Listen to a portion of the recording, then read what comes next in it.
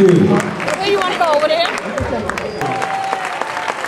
Yes, indeed. Thank you. That was beautiful. Good morning, ladies and gentlemen, boys and girls. We're here today. Are you glad to be alive? Yeah! Are you glad to be here, boys and girls? Yeah! Do you appreciate Harriet Tubman? Yeah! All right. Good morning. We are very, very pleased and honored for all of us who gathered today on Harriet Tubman Day. 4 years ago, the New York State Legislature passed a law that would establish March 10th as Harriet Tubman Day in New York State. And as you know,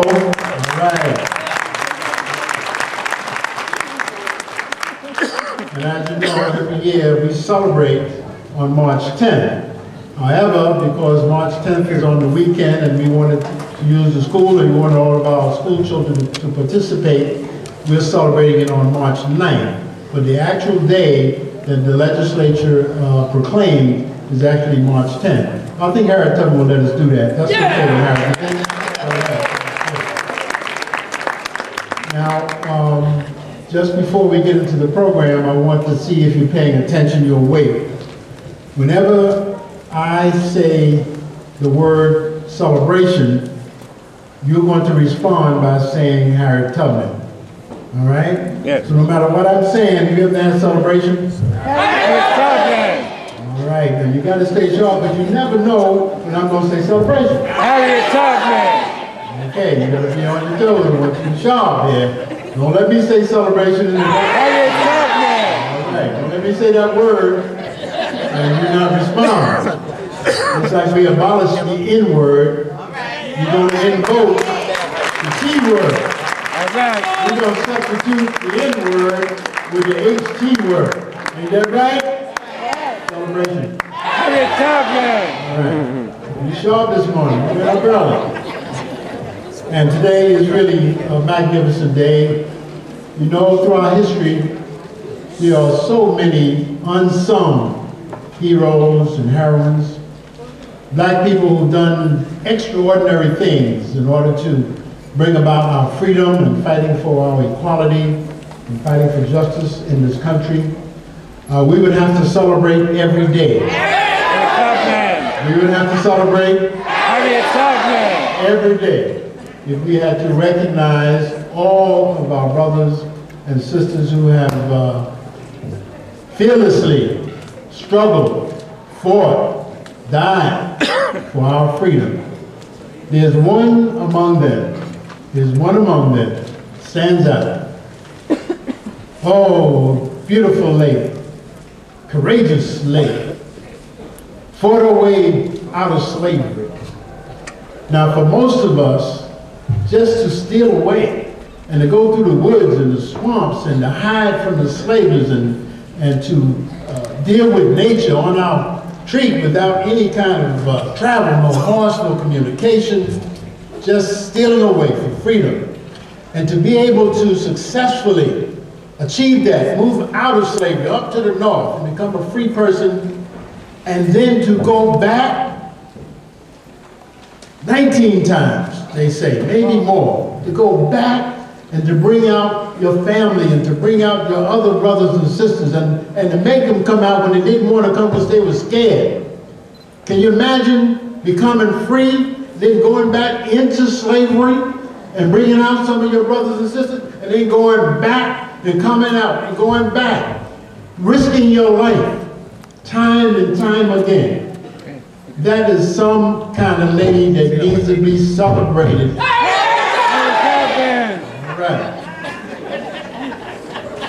So yes, there are many among us that have made sacrifices for the rest of us, but none greater than Harriet Tubman.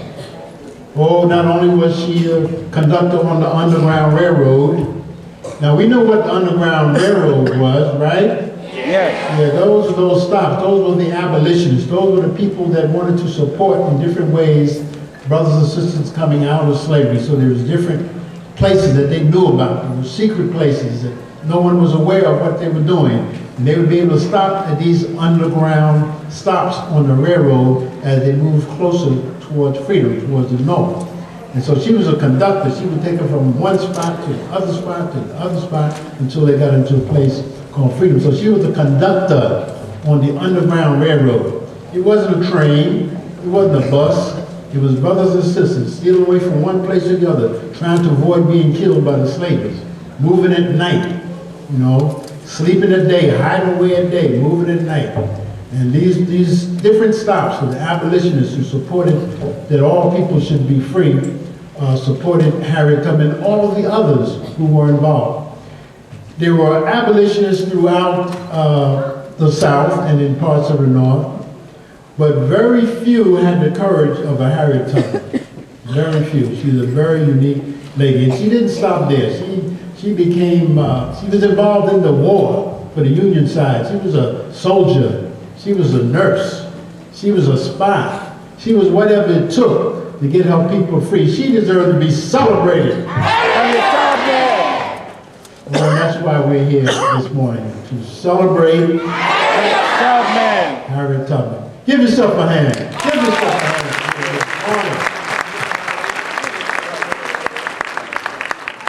And to begin our day, we will have the invocation by the Reverend Jeff Thompson from the Concord Baptist Church of Christ. Reverend Thompson, please.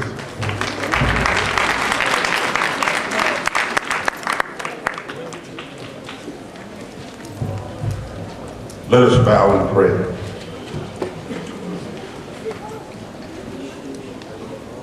Gracious and mighty God, how marvelous are your works, how mighty is your name. We thank you for this day. We thank you, O God, for who you are, the way in which you are active in our lives. We thank you that you are a very present help in the time of trouble. We thank you, O God, for the countless sheroes and heroes who bore the heat in the midst of the day. Especially we thank you for Harriet Ross Tubman, the conductor, the captain of the Underground Railroad. We thank you for her courage and for her conviction. We thank you for the example that she provides us, how she taught us how to steal away, how she saw fit to seek and secure the freedom not only for herself, but for countless others as well. We thank you that she knew that she could not be all that she needed to be until the thousands of her brothers and sisters who were enslaved were free. We pray that you would give us the spirit and the conviction of Harriet Ross Tubman. We may not only be concerned with ourselves, but we might act on behalf of and be concerned with countless others in our community who still struggle. Racial oppression, gender discrimination, political, social, and economic injustice. Strengthen us and guide us as we work in this vineyard of this community until we seek justice that rolls down like water and righteousness like a mighty stream. Continue to be our strength in the midst of our struggle and be our hope for tomorrow. In your name, amen. Amen.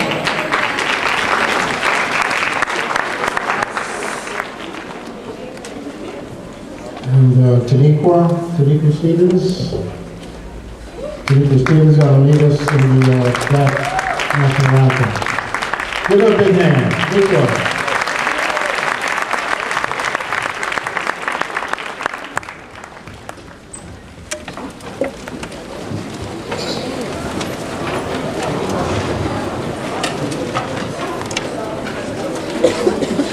Lift every voice and sing till earth and heaven ring, ring with the harmonies of liberty. Let our rejoicing rise high as the skies. Let it resound loud as the rolling sea. Sing a song full of the faith that the dark past has brought us. Sing a song full of the faith that the present has brought us. Facing the rising sun of our new day begun. Let us march on till victory is won.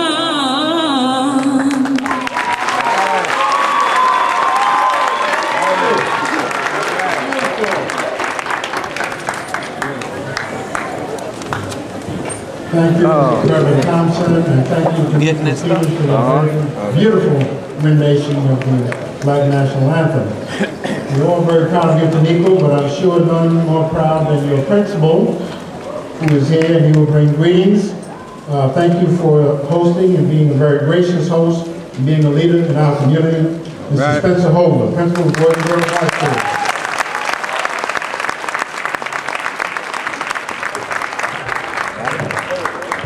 Good morning all. Morning.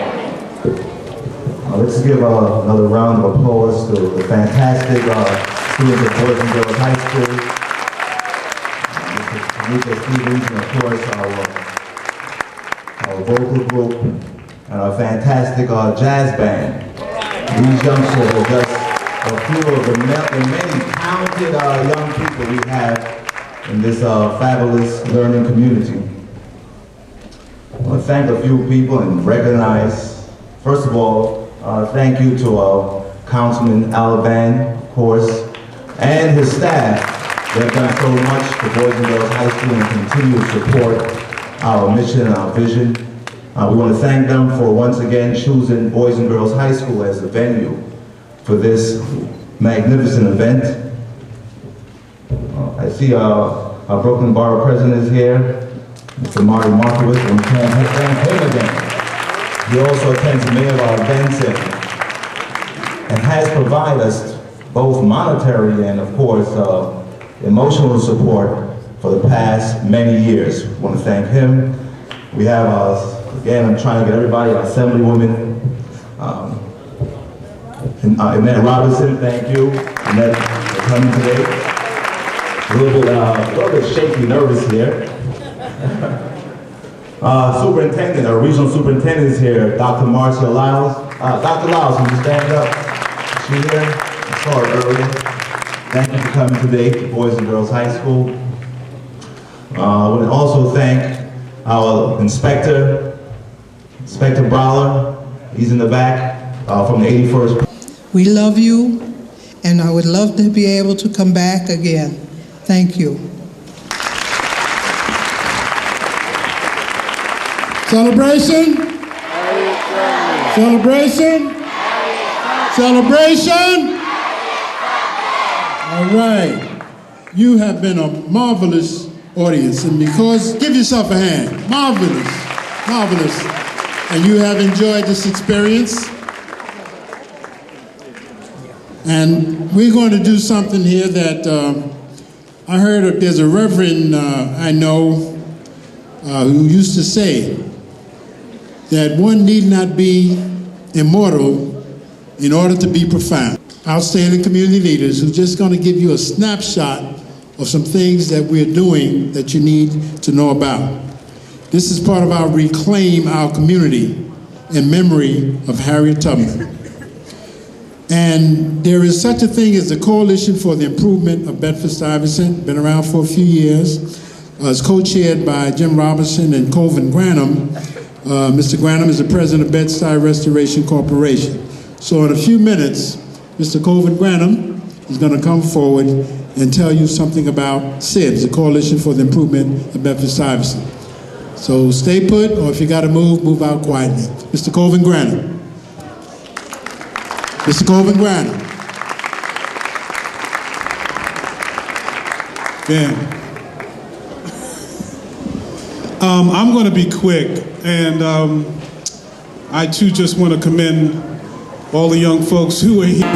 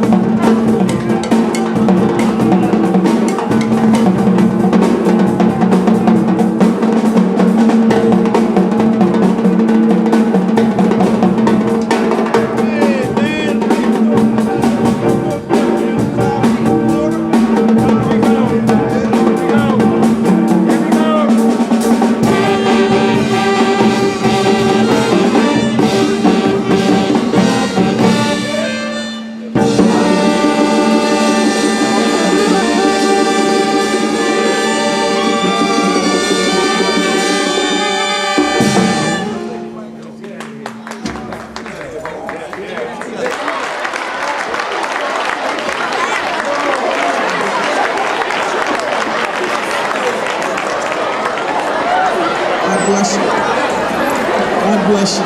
God bless you. God bless you.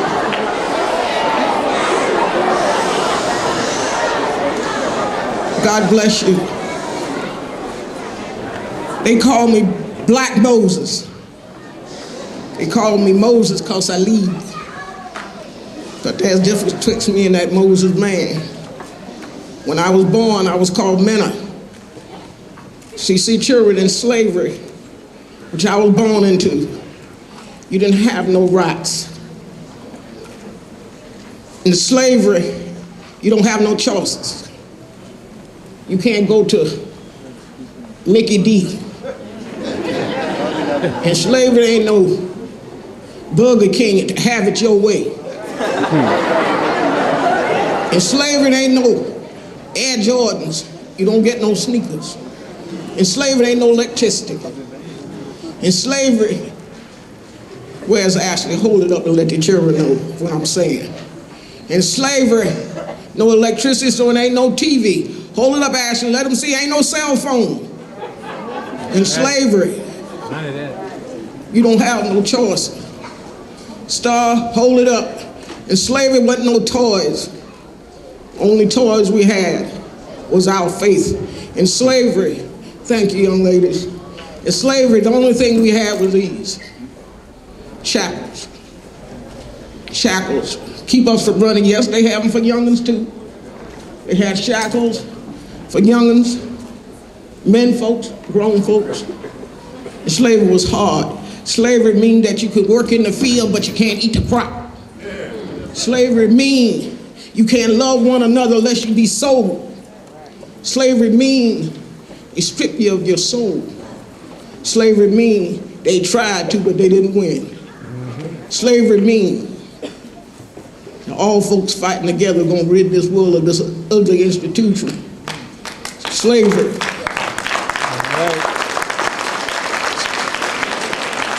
Since we have so many children here today, I want to spend just a minute or two on my life as a child. When I was 5 years old, I had one job. By the time I was 7, I had 2 jobs. Working in the field, taking water, caring for Missy baby. If the baby cry, I get beat. They beat me so bad that sometimes I couldn't hold my neck up. In slavery, by the time I'm 10 years old, they said, hire me out to Mr. Cook so I can catch muskrats in the swamp. By the time I'm 12 years old, I'm working 4 jobs, but I don't get paid. You see, slavery means you don't get no money. You don't get no food. I didn't wear shoes till I was a grown woman. Had no shoes. In slavery, there's no enjoyment. But you see, like that Moses man, children, I'm gonna tell you how I got out. Simple as happened. By the time I was 13, the Lord has started talking directly to me. And I'm gonna tell you how it happened, just like this. Every year we have what we call corn shucking season. Everybody in nearby farms will gather around and sing songs and preach and tell a couple of lies. And everybody's rejoicing because we ain't got to work the fields. Well, look, Willie decided he gonna inch off the road down to the next county at the store to see his gal. But what he don't know is the overseers followed him. Anybody here know what the overseer is? Y'all still got them today. That's right, they supervisors. Yeah. That's right. So little Willie, he choked down to the store, and I cut through the shortcut to warn him. I said, little Willie, the overseer's coming. And just as I warned him, the overseer stepped in the door. And he said to me, gal, hold out that boy so I can taught him a lesson. And I said, I ain't doing nothing. Stayed betwixt him and did. Well, little Willie inched toward the door, and overseer come on in the store. And when little Willie get to that door, I said, run, little Willie. And he run as fast as he could. Well, that overseer got so mad because he couldn't tie him, that he picked up a 2-pound weight and flung it as hard as he could. But it never taught little Willie. It tore his whole hair in my head and knocked me out in a deep sleep. And that's when the Lord talked directly to me. That's when the Lord started speaking to me. In this deep sleep, that'll follow me all the days of my life. In this deep sleep, I hear my sisters crying on the chain gang of the deep south because they can't keep up. In this deep sleep, I see soldiers gather around me in a swamp, and I don't know what it means. In this deep sleep, I see white folks and white ladies in putty dresses sticking their hands at me. I don't know what it means. In this deep sleep, I hear the mamas crying, please, please, please don't sell my babies. In this deep sleep, I see a line, and every time I cross over, I falls off. In this deep sleep, I don't know what it means. And then the Lord speak directly to me. He talked directly to me. He said, young'un, you don't have to be scared, because I'll be with you when the time comes. And he wake me up. Just like that. He wake me up. And children, I commence to praying in everything I do. You see, when I was in the deep sleep, Master wants to sell me. But nobody wants to buy a slave young'un, 13 years old with a hole in the head. So when I come to, I was so happy. They said, don't let that girl come back in the big house. Send that dim-witted girl out in the field. And I sure likes that. I likes being out in God's earth, because God ain't got no favorites. Rain on white folks, rain on black. That's right. Snow on black folks, snow on white. That's right. I likes being outdoors, because my dad had taught me how to enjoy God's earth. Taught me how to fish in the spring. Taught me how to find my directions in the pitch black night. Taught me what berries to eat. And most important, he taught me about that North Star. And children, I commence in praying in everything I do. If I sweep, I pray. If I hold the ground, I pray. If I plant, I pray. But I won't pray for me. I pray for Master. I said, Lord, change his evil ways, Lord. Lord, help him see the light, Lord. Lord, Lord. See, the prayer won't do it no good, so I changed it. I said, Lord, kill him.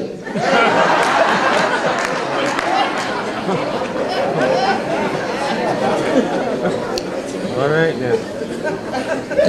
You know something? Master brought us died for next planting season.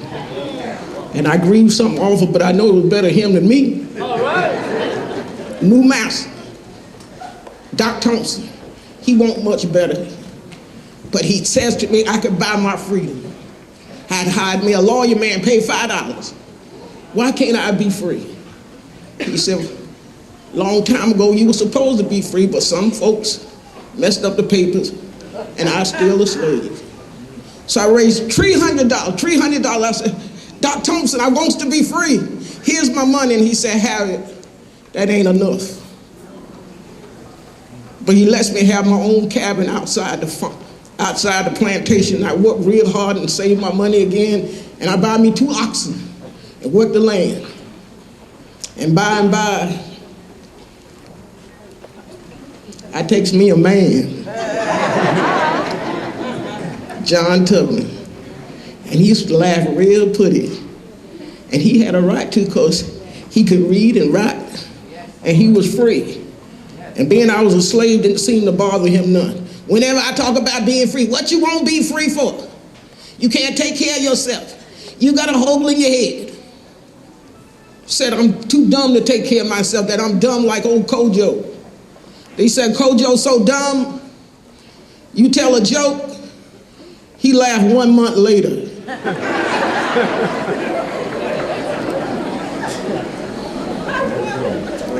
So one night while he sleep, I take his shoes, and I take my gun, and I run. And I found that there wasn't no underground railroad at all. It was barns and attics and way stations, and all kind of folks like in my dream, white folks, Indians, everybody helping us to get through.